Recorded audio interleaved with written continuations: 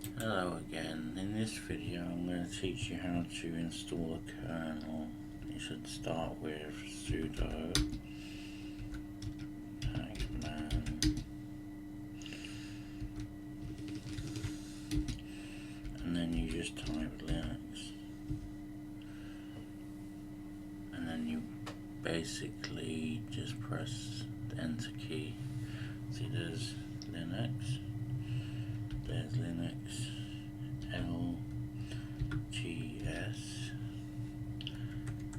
there's Linux hardened, but the newest one is just Linux. You just basically do that and then it gives you a new kernel. Okay, see you later.